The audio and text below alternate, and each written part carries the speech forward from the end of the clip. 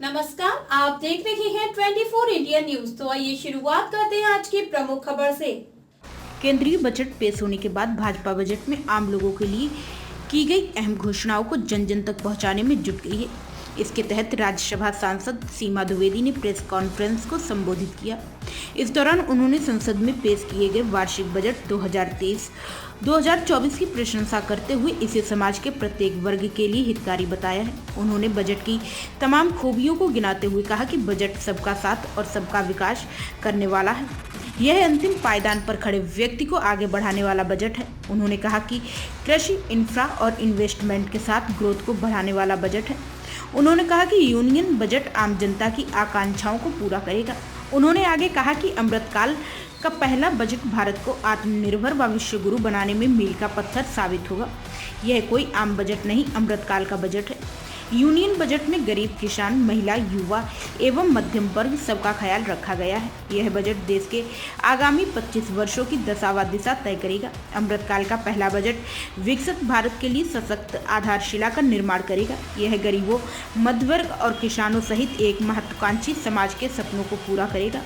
अमृतकाल का पहला बजट महिलाओं, नौजवानों, किसानों, छात्रों, कर्मचारियों और व्यापारियों सहित अंतिम पंक्ति पर बैठे प्रत्येक नागरिक की आकांक्षाओं की पूर्ति करता है। यह बजट भारत को परम वैभव पर पहुंचाने का मार्ग प्रशस्त करेगा। कार्यक्रम की अध्यक्षता कर रहे जिला अध्यक्ष पुष्पराज सिंह ने आए हुए लोगों का आभार प्रकट किया। उक्त अवसर पर जिला महामंत्री अमित श्रीवास्तव, डीसीएफ चेयरमैन धनंजय सिंह, प्रदेश मंत्री अनुसूचित जनमोर्चा सरस गौड़, जिला मीडिया प्रभारी आमोद सिंह और जिला सह मीडिया प्रभारी सुशांत चौबे आदि उपस्थित रहे। सुनील कुमार सिंह की रिपोर्ट। बची नहीं है, उस पर क्या सरकार कर रही है? देखिए, सरकार ने अपना का पूरा काम किया। हर गांव के प्रधानों के लिए अलग से पैसा दिया कि आप गौशाला बनवाइए, आप उनके खाने का प्रबंध करिए। सरकार ने पूरी तरह से इसको जियो जारी कर दिया है और बजट पर ये गांव के लिए है, प्रधानों के लिए है। अभी देखिए, एक व्यवहारिक समस्या है। आप भी गांव के रहने वाले, हम भी गांव के रहने वाले। हमारे दादा बाबा चाचा गाय गांव में रखते थे। पहले क्या होता था, हमारे घर में गाय अगर है, गाय जब दूध बंद कर देना भी बंद कर देती थी तो हम गाय को अपने घर पर कहते थे गौ माता, इनको हम छोड़ेंगे नहीं। आज क्या हो गया, अगर गाय ने दूध देना बंद किया नहीं, तुरंत गाय को हम छोड़ देते हैं। इसी तरह से बछड़ों की बात हम करते हैं। तो पहले नहीं, पहले नहीं था, अब ये प्रचलन में हो गया। पहले वही तुम्हें बताना चाहती हूँ, क्या पहले कभी आपने सुना है कि किसी ने अपनी गाय को छोड़ा हो? आज गाय दूध नहीं दे रहे, हम गाय को छोड़ना कर देते हैं। हमारी सरकार इस पर भी लगाम देने की तैयारी में है। अगर कोई छुट्टा पशु है तो बात ठीक है, उसको पकड़ के प्रधान को अपने बाड़े में रखेगा, लेकिन अगर हमने अपने जानवर को छोड़ा है तो हमारे खिलाफ भी कार्रवाई होनी चाहिए। इस पर बहुत तेजी के साथ हमारी सरकार चिंता कर रही है। सरकार बजट दे रही है गांव में, लेकिन उसका सही इम्प्लीमेंट नहीं हो रहा है। प्रधान लोग गायों का पैसा खा जा रहे हैं, पर पशु किसी कोई पशु साला आश्रय के हम लोग चेक करते हैं, वहाँ पशु जरूर एक मरी मिलती है। तो सिस्टम क्या है? देखिए, सिस्टम में, सरकार के सिस्टम में, मैंने फिर कहा, सरकार के सिस्टम में कोई कमी नहीं है। अगर कोई कमी है तो हमारे आपके बीच में है। जैसे अगर हमारी जिम्मेदारी है कि हमारा प्रधान ने हमारी नियुक्ति किया है गौशाला के लिए, हमको कुछ मानदेय में कुछ पैसा हमको मिलता है, तो प्रधान ने तो काम कर दिया, बाड़ा गौशाला भी बनवा दिया, गौ भी उसमें आ गए। लेकिन अगर उसमें क्या होता है कि कोई लापरवाही करता है तो हमारी जिम्मेदारी है, हम विधायक जा करके देखें, सांसद देखें, अधिकारी देखें, आप देखें, सब लोग देख करके इसकी रिपोर्टिंग करें, और जैसी कोई ऐसी रिपोर्टिंग आती है सरकार तुरंत इस पर एक्शन लेती है। जिले में भारी पैमाने में धर्म परिवर्तन का काम किया, चाहे मछली शहर हो, चाहे मुंगरा हो, चाहे बदलापुर हो, चाहे चंदवक हो, तो सरकार इस पर सख्त ऐसे उसके बाद भी प्रशासनिक अधिकारी सुन नहीं रहे हैं।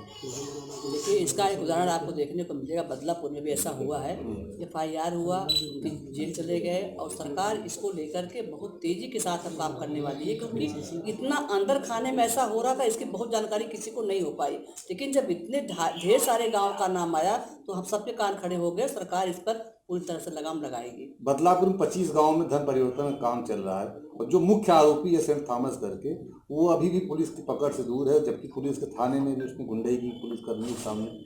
ऐसे में हम पुलिस कर्मी याद। देखिए, योगी सरकार में चाहे आप हो चाहे कोई हो, हमारी सरकार किसी भी ऐसे व्यक्ति को जो कानून में, संविधान में लेकर के समस्या उत्पन्न करेगी, सरकार उसको ढूंढ निकालेगी, उसको छोड़ेगी नहीं। कहीं भी होंगे सरकार पुलिस उसको ढूंढेगी। इसमें किसी प्रकार की कोई दीपापोती नहीं होगी। जो धर्म परिवर्तन कर लिए हैं, क्या फिर पुनः उनको हिंदू धर्म में लाया जाएगा? ये भी बिल्कुल आप लोग प्रयास बिल्कुल कर रहे लाएंगे, हैं? क्यों नहीं लाएंगे? अगर धर्म परिवर्तन आपने किया है तो लाने पड़ेगा, लाएंगे ही, क्यों नहीं लाएंगे? तो इसके लिए विशेष अभियान वगैरह आप लोग चलाएंगे? किस तरीके विशेष अभियान चलाएगी सरकार, जो देखेगी जो नियमों की परिधि में होगी, जिसमें संविधान के ऊपर कोई असर न आए, हमारी सरकार उसका पूरा का पूरा काम करेगी। पूरी शहर की सड़कें बनी बनाई तोड़ दी गई, धूल का अंबार बना हुआ, बाइक से कोई आदमी चल नहीं सकता। उसके बारे में बता दें आपको, इसके बारे में भी हम आपके, चूंकि पिछली बार जब हम लोग आए थे तो आप लोगों ने बड़े मुस्तैदी के साथ इसको पूछा था, तो मैंने आने से पहले मैंने खूब पढ़ाई करी है इस पे। कहीं आप लोग फिर हमसे क्लास क्वेश्चन करें तो क्या बताएंगे। तो अभी परसों हमने कमिश्नर बनारस से बात किया था। कल बनारस कमिश्नर, ये शिकायतें जौनपुर की ही नहीं है, ऐसी समस्या गाजीपुर में भी है। अभी कमिश्नर साहब ने जौनपुर और गाजीपुर के अधिकारियों को बुलाया था वहाँ पे। उसकी सबसे बड़ी समस्या क्या है कि जो इसमें पीडब्ल्यूडी का कोई भी दोष नहीं है, सारी गलती ये जो हमारी जल निगम की समस्या है। इन्होंने क्या काम किया कि पूरा जल्दी के नाते सब खुदाई कर डाले। खुदाई करने के बाद क्या हुआ कि काम तो करना शुरू नहीं किए, और काम जो किए करना भी शुरू किए हैं। तो हमारा ये कहना है, अगर हम बहुत जल्दी उपद्रव करते हैं, लड़ाई करते, झगड़ा करते हैं, तो फटाफट बंद करके चले जाएंगे। अभी आपने देखा होगा पूरे जिले में बहुत तेजी के साथ जो इन्होंने नालियां बनाई हैं, उसमें पानी डाल करके उसको देखा जा रहा है इनका सही बना है कि नहीं। आपने नहीं हो रहा है, नहीं हो रहा है। तो सर हम लोग क्या कर रहे हैं कि उन्होंने बहुत बड़ी गलती किया, और उनकी गलती का परिणाम ये आया कि पूरा शहर हमारा अस्त व्यस्त हो गया। और उनकी गलती भी हम क्या कहें, जब कोई काम करता है तो फिर दिक्कतें तो होती ही होती हैं। अब उसी पे आवागमन भी है, हमारे जौनपुर की सड़कें बहुत चौड़ी तो अंदर की हैं नहीं, उसी पे आवागमन भी है, उसी पे काम भी हो रहा, उसी पे पत्थर भी पड़े हैं, उसी पे बालू भी पड़े हैं। तो अब सरकार कह रही 2-3 महीने के अंदर पानी को डाल करके हम देख रहे हैं कि इनका पानी की जो जिसके लिए काम किया गया वो सक्सेसफुल है कि नहीं। उसके बाद इनको तेजी के साथ काम करेंगे। इसको सरकार ने बड़ी मजबूती के साथ लिया है, और कल ही डीएम साहब को सबको बुला करके कमिश्नर साहब ने मीटिंग किया है। पिछली सरकार, पिछली पंचवर्षीय में बीजेपी की सरकार रही है, उसमें भी अमृत योजना, सीवर ट्रीटमेंट प्लांट चलता रहा है। अब जल निगम, जौनपुर की जनता लगातार परेशान है, दिक्कत झेल रही है, इस पर क्या कहना है? देखिए, जब विकास होता है तो थोड़ी दिक्कतें तो होती जब आप इतने बड़े हो गए, छोटे थे तो दिक्कत माँ बाप को आप पैदा करते थे कि नहीं? रोते थे जब मन तब रोने लग जाते थे, जब मन तब भूख लग जाती थी।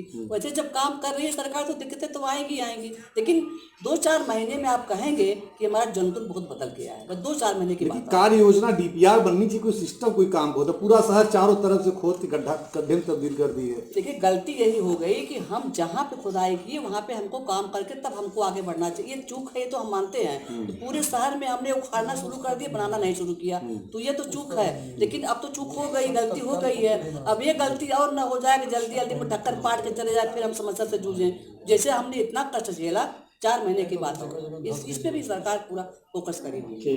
2023 में अब तक के लिए बस इतना ही। आगे होगी फिर मुलाकात किसी खास खबर के साथ। तब तक के लिए नमस्कार और देखते रहिए 24।